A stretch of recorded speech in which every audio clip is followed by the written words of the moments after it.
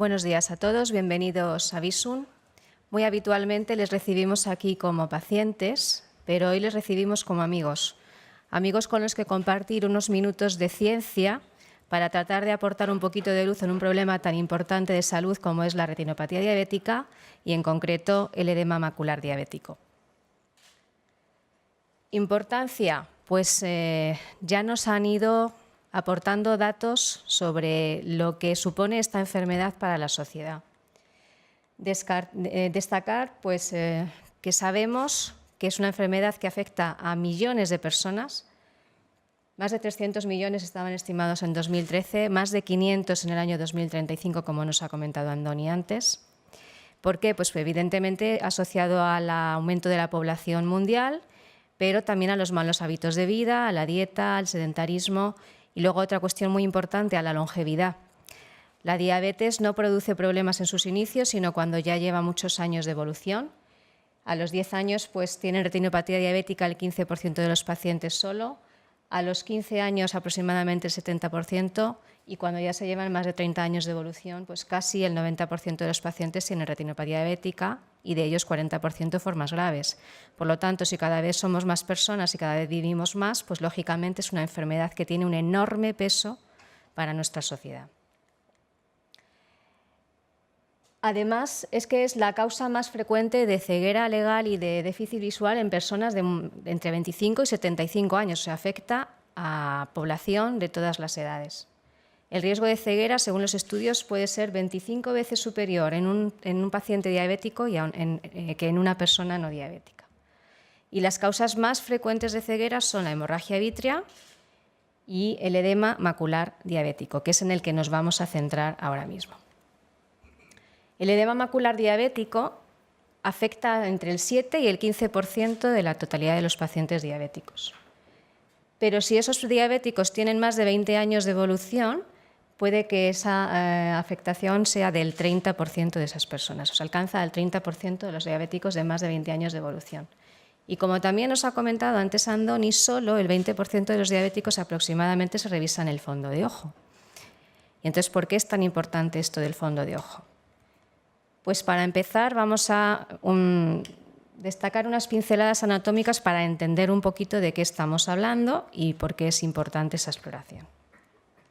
Cuando nosotros observamos los ojos de una persona mirándoles a la cara, lo que vemos son los párpados, vemos el iris, vemos la pupila y un poquito de esclera, que es esto blanco. Pero si fuéramos capaces de ver el interior del ojo, comprobaríamos que es como una esfera que está hueca por dentro, rellena de un gel transparente que se llama vitrio, y el interior del ojo está tapizado por este tejido naranja, que es la retina, que aquí lo ven con sus venas, sus arterias, y esto ya sería el nervio óptico que transmite la información luminosa que ha entrado por aquí, ha atravesado la córnea, la pupila, el cristalino, ha llegado a la retina, en concreto a este punto importante, fíjense en esta pequeña concavidad que les señalo aquí, que es la mácula, y luego pasa del nervio óptico al sistema nervioso central. ¿Bien?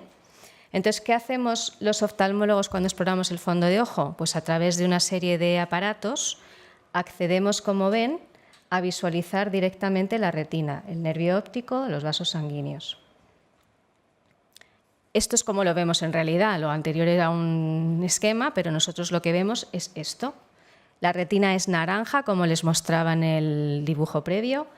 Este es el nervio óptico, nosotros vemos las arterias y las venas de la retina y vamos a centrarnos hoy en lo que ocurre en este área, que es la mácula. Lo que les he rodeado en línea continua es el área más importante de la retina, que es la mácula, y en puntos discontinuos es otra zona en concreto central, que se llama fóvea, que es el punto de máxima agudeza visual. ¿Por qué le damos tanta importancia a la mácula? Porque la mácula es la zona que nos permite ver las cosas de detalle. Con ella es con la que podemos leer, escribir, reconocer las caras de las personas, distinguir los colores, ver los detalles. Entonces, esa es la zona más importante de nuestra retina. ¿Qué vemos los oftalmólogos cuando exploramos a un paciente? Pues podemos ver el fondo de ojo directamente, como les acabo de describir, o podemos hacerles algunas exploraciones complementarias. Una de ellas es la angiografía, que es visualizar nuevamente el fondo de ojo, pero inyectando un colorante por una vía venosa con la cual somos capaces de distinguir pues, perfectamente las arterias, las venas y las alteraciones que puedan haber sufrido. Y otra prueba con la que contamos desde hace varios años enormemente útil es la tomografía de coherencia óptica, la que conocemos habitualmente como OCT, en la que lo que hacemos son pequeños cortes de la retina, de manera que podemos ver el perfil. ¿Se acuerdan que les señalé antes la concavidad en donde se enfocaba la imagen? Pues esta es la fóvea, este sería el área de la mácula y ya un poquito nos vamos a la retina más periférica. Entonces podemos hacer cortes de toda esta zona. Ven, las líneas verdes son los distintos cortes que podemos hacer. Este es el que pasa justo por el centro, por eso vemos la concavidad, pero podemos explorar toda la zona de la mácula en una prueba que además es absolutamente inofensiva, no produce ningún tipo de daño, no lleva radiación, es absolutamente segura e inofensiva. Y en los últimos años se ha desarrollado otra técnica nueva que se llama angio-OCT, en la que digamos que se han unido las bondades de la angiografía y de la tomografía en una sola prueba de exploración en la que además no hay que inyectar colorante a través de una vena. Y entonces somos capaces, aquí abajo lo tienen, de tener unos cortes de altísima definición para ver la fóvea, la mácula y la retina, y luego incluso la red vascular de la retina con todo lujo de detalles, y en una prueba, insisto, en la que no hay que inyectar ni colorante ni nada que les pueda preocupar. Bueno, entonces, una vez que ya sabemos lo que es la retina, la mácula y por qué es tan importante, vamos a ver por qué aparece el edema macular. Dos pinceladas de las causas fisiopatogénicas para que entiendan un poquito por qué sucede. Más o menos todo el mundo que sabe algo de diabetes conoce que cuando ya la diabetes lleva varios años afectando a nuestro organismo, principalmente una de las cosas que suceden es que se disminuye el aporte de oxígeno a los tejidos y que los propios vasos sanguíneos, las arterias y las venas, se van dañando desde su interior.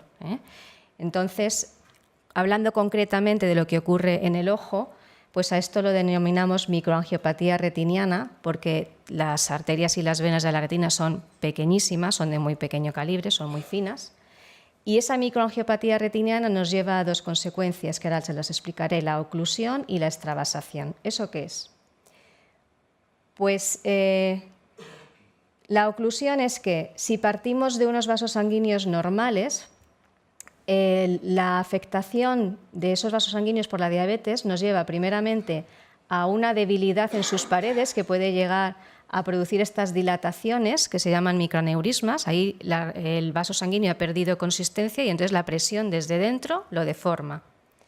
Y otra situación más avanzada es que esa anomalía en el interior de los vasos sanguíneos acaba obstruyéndolos. Ven cómo a partir de aquí se disminuye el calibre, es más finito, igual que aquí, se disminuye el calibre y entonces se pueden llegar hasta cerrar esos vasos sanguíneos, con lo cual, por eso lo llamamos oclusión, se han cerrado y ahí aparece una falta de oxigenación y, por tanto, una isquemia del tejido. Pero otra cosa que puede suceder es la extravasación, que es que esos vasos sanguíneos que normalmente son impermeables, que no dejan salir nada de su interior, ni la sangre, ni el suero, ni ninguno de los contenidos hemáticos, pues se vuelven permeables y entonces dejan escapar parte del contenido que acaba en el interior de la retina. Ese contenido puede ser líquido, que se visualiza aquí un poco en color azulado, entonces se produce un engrosamiento del tejido retiniano por acumulación de fluido en su interior, que es el edema macular, que también puede ir acompañado de hemorragias, porque puede salir también parte del contenido hemático, o de contenido de lípidos, de colesterol y de otras grasas que también pueden salir fuera de los vasos sanguíneos.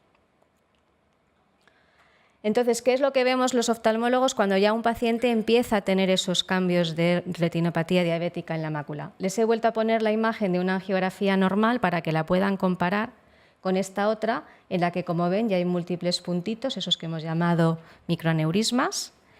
En el fondo de ojo vemos hemorragias, que son estos puntos rojos.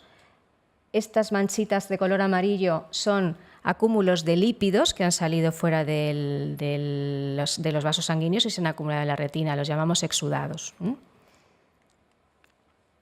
En un paso más, Lo que les comentaba antes, cuando se obstruyen los vasos sanguíneos, los capilares, aparece una isquemia. Esta era la imagen normal, compárenla con esta, en la que, como ven, los vasos sanguíneos no llegan hasta el centro de la fobia. Aquí se aproximan mucho, no llegan nunca hasta el centro, pero se aproximan mucho y aquí se cortan antes y el oxígeno, evidentemente, deja de llegar correctamente a esta zona tan importante para la visión, por lo tanto ya comprenderán que eso empieza a funcionar mal y se produce un acúmulo del colorante que hemos pinchado en el paciente por la vena porque sale fuera de esa zona.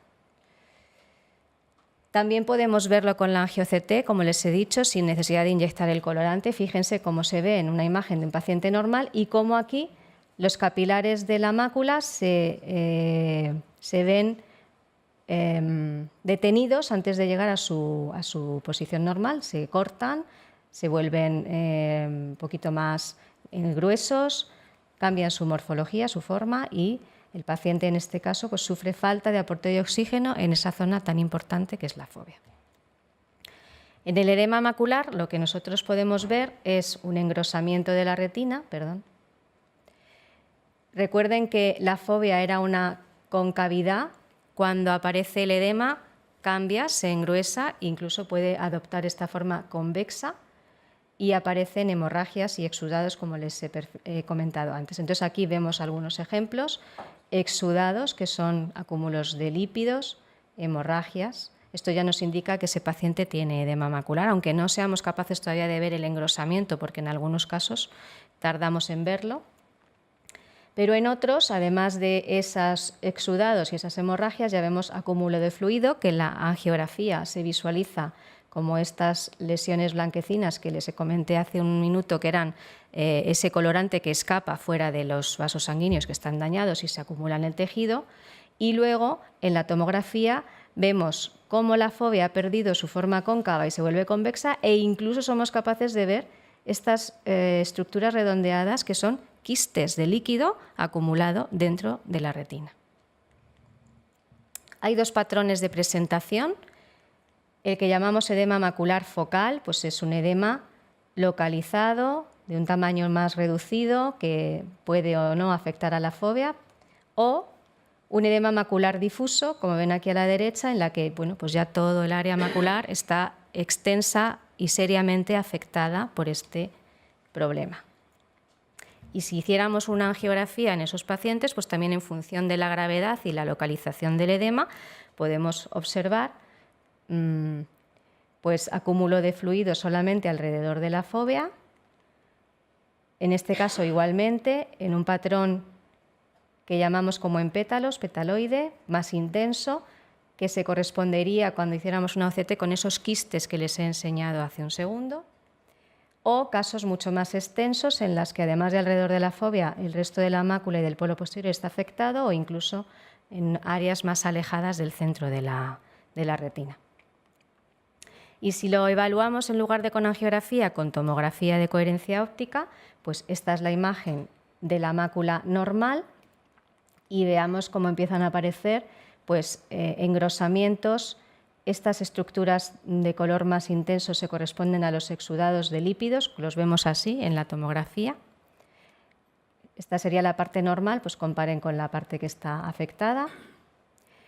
Vemos cómo la pared de la mácula, el grosor de la mácula aumenta. En esta mitad derecha sería más o menos normal y esta está elevada, entonces sería un edema focal. O un edema macular difuso en el que ya toda la mácula está extensamente afectada, con muchísima más cantidad de líquido, una enorme presencia de quistes, toda la retina absolutamente invadida de ese líquido que es el que llamamos edema macular. Aparte de visualizarlo, la tomografía de coherencia óptica también nos permite medirlo. Y entonces podemos cuantificarlo. Pues si la mácula normalmente en la fobia mide unas 240 micras, fíjense aquí que pone más de 400, o sea, se ha doblado su grosor por la presencia de ese líquido que hay dentro de las capas de la retina. Y esto nos sirve para además comparar una visita con la siguiente, ver si el tratamiento que le hemos mandado ha conseguido reducir ese líquido o no, o las características del edema, porque también con la alta resolución que nos facilita hoy la tomografía de coherencia óptica podemos ver con mucho detalle los quistes y otra serie de signos que los oftalmólogos utilizamos para luego catalogar la gravedad y el pronóstico de cada uno de estos casos. Y hay un tipo especial de edema macular diabético, que es el que llamamos traccional, en el que, como ven, lo que aparecen son unas membranas en la superficie de la retina, membranas que producen tracción, entonces están tirando físicamente del tejido retiniano en la mácula y lo engruesan también por un problema físico traccional. Y pues pueden también producir un enorme engrosamiento y una distorsión de la superficie de la retina que, en lugar de ser lisa, pues ven que tienen estos pliegues, que es como si fueran haciendo ondulaciones porque está plegada, como un acordeón prácticamente. A veces hay formas combinadas, es decir, que no solamente hay un tipo de edema o un tipo de problema, nos podemos encontrar varios a la vez. Y aquí les pongo un caso de un paciente que evidentemente tiene edema, ya lo saben identificar, los exudados que les he presentado antes, las hemorragias, pero además tiene isquemia. Ven cómo los vasos capilares de la mácula pues, se han quedado alejados del centro, aquí se han cortado y no les llega suficiente oxígeno al paciente. O sea que hay formas complejas en las que varias de las cosas que les he mostrado pueden suceder a la vez. Bueno, entonces, ¿cómo se manifiesta un paciente? O sea, ¿qué manifestaciones clínicas, quiero decir, tiene un paciente con edema macular? Si hemos dicho que la mácula es la zona más importante de la visión, pues el paciente lo primero que pierde es agudeza visual. O sea, no es capaz de ver las cosas con la misma nitidez de antes, puede ver letras grandes pero ya no las pequeñas, puede notar discromatopsia, es decir, que los colores lo ves de distinta tonalidad a como los veía habitualmente, incluso si un ojo está afectado y el otro no, pues puede darse cuenta comparando uno con otro que los colores los ve distintos con cada ojo, porque la mácula es la que se encarga también de la visión de los colores. Y luego, en casos un poquito más avanzados, lo que llamamos metamorfopsia y escotoma. ¿Esto qué es? La metamorfopsia es el ver las líneas onduladas en lugar de verlas rectas como debería, porque al estar la fovea deformada, al tener esa concavidad, pues las imágenes no se ven rectas, se ven también onduladas, igual que está deformada la propia fovea. Y el escotoma es esta mancha grande que aparece en el centro, porque si hay mucho acúmulo de líquido dentro de la retina o durante mucho tiempo, esas células se ven afectadas y justo en el centro del campo de visión el paciente ve una mancha, que es la que tenemos aquí. Entonces el paciente quiere ver la cara de una persona y no consigue verle los rasgos. Ves lo que hay alrededor de esa persona, pero los rasgos de la cara de esa persona puede no conseguir verlos. Y si se unen ambas cosas, pues ven el escotoma central y la distorsión de las líneas, como ven, todo ondulado o deformado. ¿Cuáles son los factores de riesgo de un paciente diabético para llegar a desarrollar estas alteraciones? Pues bueno, uno de ellos, importantísimo, ya lo hemos comentado, el tiempo de evolución de la diabetes. Los pacientes diabéticos, cuanto más años están enfermos de diabetes, pues más probabilidades tienen de desarrollar esta enfermedad.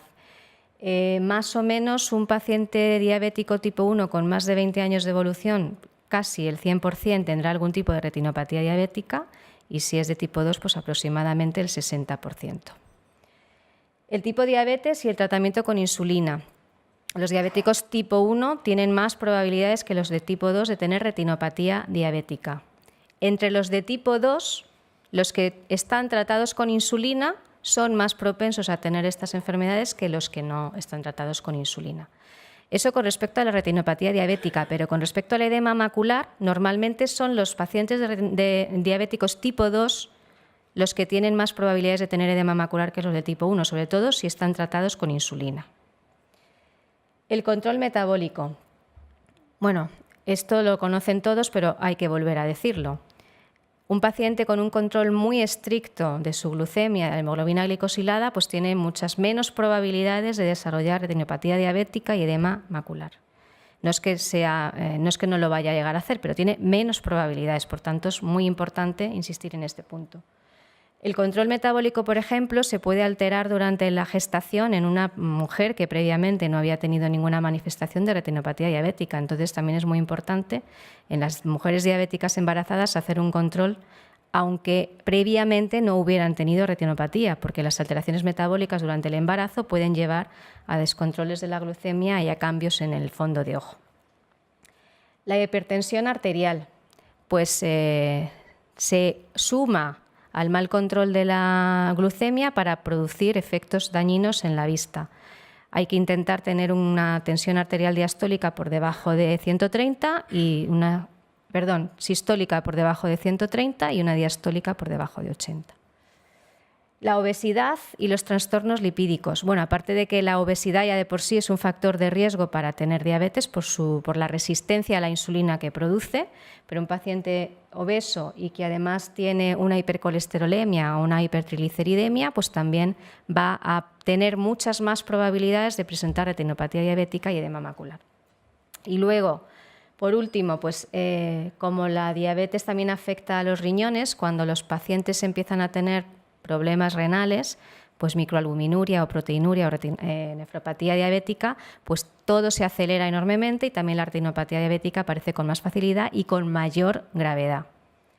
Entonces, bueno, pues evidentemente el control de la retinopatía diabética, por último, el propio control de la retinopatía diabética, es decir, si el paciente va a sus visitas, hace sus controles, sus analíticas, su fondo de ojo y, por supuesto, eso se detecta precozmente y se trata, pues tendrá menos probabilidades de sufrir estas complicaciones, pero si no se hace controles de su retinopatía diabética, pues las probabilidades serán muchísimo mayores. Entonces, consejos de prevención pues están basados en lo que acabo de comentarles. ¿Qué podemos hacer para evitar que aparezca la retinopatía diabética y el edema macular? Pues controlar la propia enfermedad, el control metabólico, lo más estrictamente posible. Tratar la hipertensión arterial si el paciente lo tiene. Tratar la hipercolesterolemia si se presenta ya o se sospecha que lo puede llegar a padecer. Insistir en el estilo de vida saludable, pues una dieta adecuada, el ejercicio físico y evitar los tóxicos, porque también un diabético que además fuma tiene mayores probabilidades de tener problemas en la retina. Y, por supuesto, visitar al oftalmólogo periódicamente para poder detectar y tratar estos problemas. Entonces, vamos a recalcar puntos importantes para ya terminar. La importancia del diagnóstico precoz. Hay que acudir al oftalmólogo aunque no se tengan síntomas, porque muchas veces la retinopatía es asintomática, pero no solamente en fases incipientes, sino pacientes con formas avanzadas de retinopatía diabética pueden no tener ningún síntoma y, sin embargo, cuando nosotros les hacemos la exploración, pues pueden tener graves alteraciones ya como una retinopatía diabética proliferativa. Y las complicaciones de la retinopatía se pueden evitar, sobre todo si se diagnostican y se tratan precozmente. Como nos comentó la doctora Figueroa, es necesario una asistencia multidisciplinar, o sea, no basta con ir al médico de atención primaria, hay que visitar al oftalmólogo, si es necesario al cardiólogo, si es necesario al neurólogo, si es necesario al nefrólogo. Nos irán indicando qué necesita cada paciente y esos médicos además deben estar, a ser posible, comunicados gracias a la herramienta que nos ha comentado la doctora Figueroa, hoy es factible, para poder tratar de manera global a ese paciente. Y por último, pues la medicina avanza, con ello avanzan los tratamientos y las posibilidades de mejoría y de curación. Por lo tanto, eso debe ser un estímulo más para que los pacientes acudan a su médico en busca de soluciones de problemas que a lo mejor antes no lo tenían y ahora sí lo tienen. Y de hecho es lo que la doctora Figueroa nos va a contar en unos minutos. Espero que les haya servido de orientación. Muchas gracias y doy paso a la doctora Figueroa.